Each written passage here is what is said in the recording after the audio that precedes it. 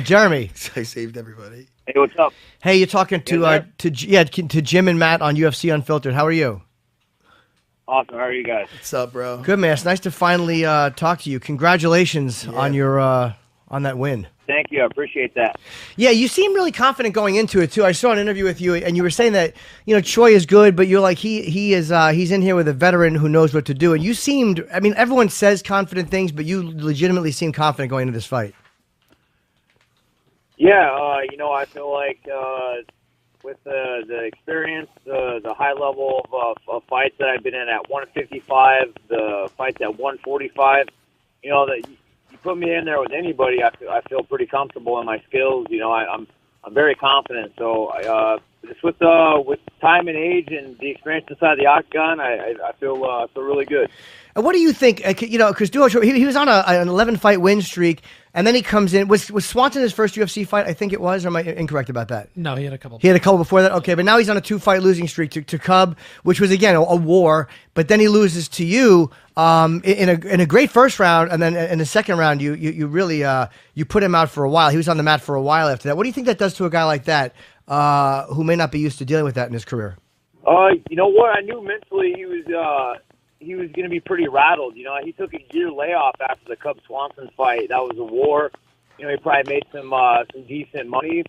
But I'm a whole other fighter than Cub Swanson. Me and Cub had a close fight, but I feel like if we fought now, I'd blow him out the water. I continue to improve and get better each and every time. I feel like a guy, who's coming off of taking a long layoff and coming in there and fighting me, that's got to mess with you mentally. I knew going into the later rounds, I had to touch him. I had to get close and close the gap, close the distance, and start roughing him up. And, I started saw him breathing a little bit heavy, and I saw the change in his eyes when I started landing a few shots, and he wasn't really digging it.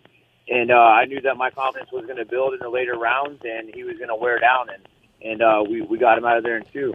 You've had quite a few decisions too in the last decade, and not that it matters. Do you have any idea where you are on the list of total rounds compared? Because Frankie Edgar has the most rounds of anyone in the UFC. Spent the most time in the octagon, but you've had a tremendous amount of decisions. I mean, you've got to be up there somewhere. Yeah, I never. I guess I never really look back at the stats like that. I'm more focused on my bank account after those decisions and stuff like that. So, a funny thing, a guy once tweeted out, he goes, "Man, Jeremy's tattoo is exactly right. Only God can judge him because I don't really win decisions too often. So that's why I knock people out, my man. I don't like going to decisions. I hate them."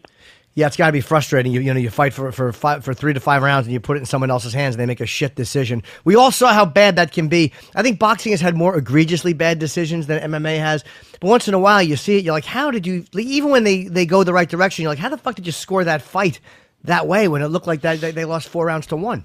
Yeah, it's horrible. Boxing is a complete robbery right in front of your eyes. I've seen some horrible ones in boxing, but I've seen some bad ones in MMA too, and hopefully that just gets better over time. To get those old people out of there that don't really know anything about MMA and get guys, who've been in the game and understand it. You're starting to see that with refereeing now.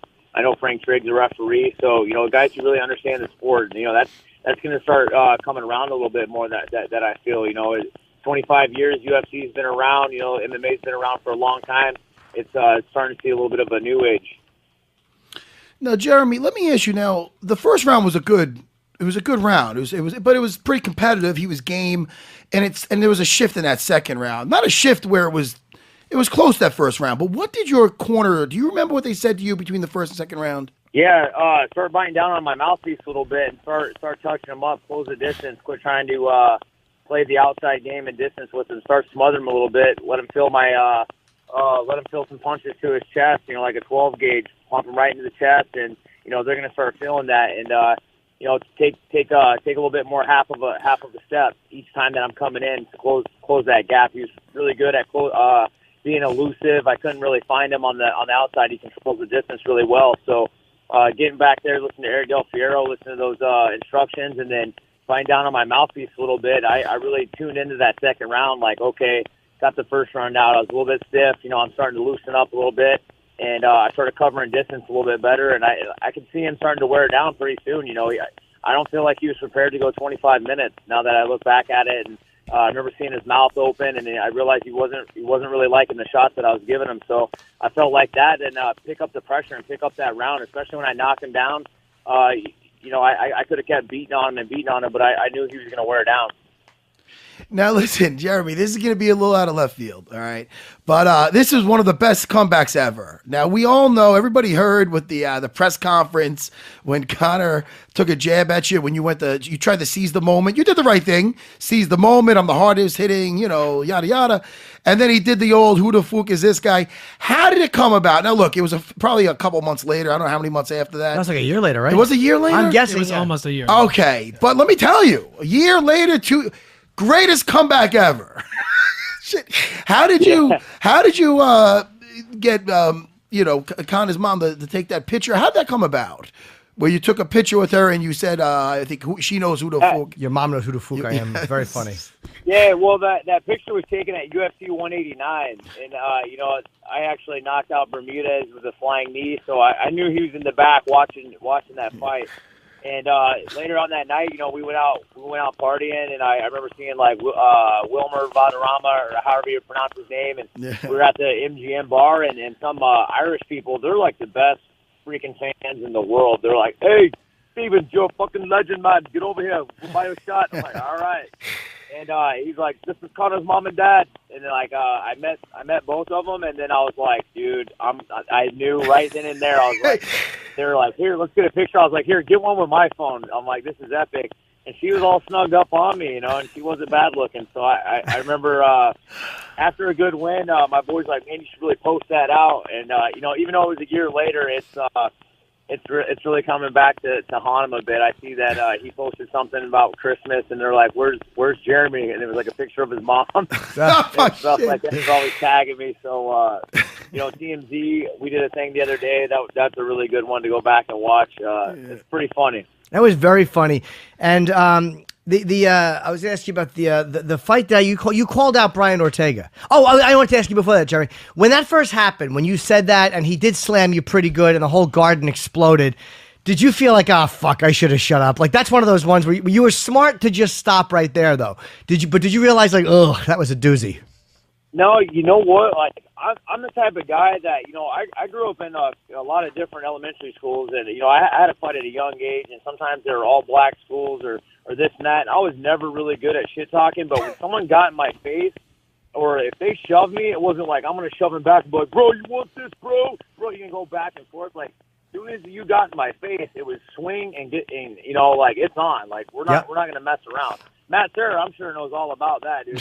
Where he's from, it's you get in somebody's face or you throw a jab at me, I'm just gonna go ahead and try to knock you out. Like that's really it for me. And at that point, I was really like, dude, you know who I am. And like at that point, once he kind of started firing back, I was literally ready to start chucking some heat right there. But I was like, you know what, I want to keep my job. I need this, and he got me. I'll let him have that one. But I can scrap better than I can talk crap. Yeah, that's fine, and you certainly do a good job of that. And you called out Brian Ortega, who is number 3. Now, were you saying that Brian had kind of indicated he just wanted to sit around and wait for a title shot, and you thought that was lazy? No, that's exactly what he told me. When someone's at your face, like, "Hey, bro, what's up?" and he's like, "No, I'm gonna sit around and wait for a title shot." And title shots are never really guaranteed. Right. A lot can happen. A lot of fights are happening at 45. People are active, and I'm like, "Bro, you want to sit on your butt?" I was like, "I just made more than 15 minutes than you did in 15 months. We're not hitting bunts, we're hitting home runs over here. We're being active." And even Dana said it, dude. People are talking about the money fights. The money fights happen when you fight. Fight, shut up, beat people up, beat the top guys, call them out, and start winning. And that's how you get money fights. I don't get it. I come from old school fighting where when they called you didn't. I never knew that you had a choice to say no. I don't want to fight. I'll fight anybody, anytime, anywhere. If Brian Ortega was here at the gas station I'm at right now, I would get into it with him 100%.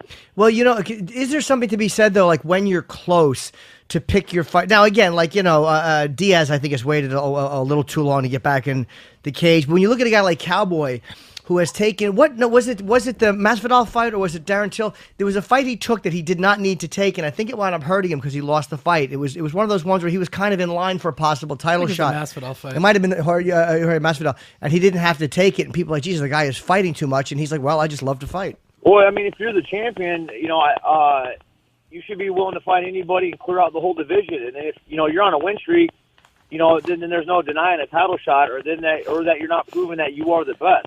You got to fight to get to the title, and you got to fight to defend it. And I'll clear out the whole division if I want. The title is just it's a little bit more money in your pocket when you have that thing. But if I have to, I'll clear out the whole division. I would love to have some rematches and just prove that I am the best pound for pound 145-pound guy there is. And all these guys sit back and wait. That is so crazy to me. I grew up from a completely different era, and these guys that want to sit around and wait. I know Brian Ortega ain't making crazy amount of money. He's on a good fight win streak, but I know he ain't making enough money like Diaz where he can just sit and wait. That's unreal to me. Now, speaking of fights coming up, you got Max Holloway versus Frankie Edgar. That's rebooked for March 3rd in Vegas. Now, as a guy that fought both, what is your take on that? On that fight? Man, that is a great fight. That's a great matchup. I fought both guys. Kind of complete opposites. Max is really good at distance and countering, and he's got good, clean boxing. He's unpredictable. He's hard to take down. And his cardio's improved. Frankie Edgar is one of the toughest guys I've ever fought. Can take a shot. He's got good, clean boxing. He can get in there. He can close that distance. He can take you down. He can hold you down. He can submit you. I'm going to have to go with Frankie on that. I feel like his cardio will be a little bit too much. I feel like he'll be able to close the distance. And I feel like the wrestling is really going to play a key factor in that. Oh, that's an intelligent answer right there, in the sense that you thought that out. Styles do make fights, and as aggressive, I think we're really going to see what not only Max's wrestling, but counter wrestling also. But how's his ground game down there? I mean, he's definitely moves down there, but you saw what Frankie did to Yair Rodriguez, and it's like, whoa, you know what I mean? That was like a father-son beating. What he did to Yair. This is how crazy it is. And Yair is ranked in front of me, and I put up a great fight against Frankie Edgar. But yet Yair, he's never fought anybody inside the top 10, and he's ranked in front of me after taking an ass whooping by Frankie. So this political and new age crap that's what seems so bizarre. And these guys wait for fights. I just made a whole shit ton of money, and I'm willing to fight today, tomorrow, like right now. Like let's go. We don't have all the time in the world. This is the time that we need to be fighting. We have a short career in MMA, and why not live it up to the fullest and put on the best fights? This isn't boxing. This is MMA where the best fight the best. Let's go.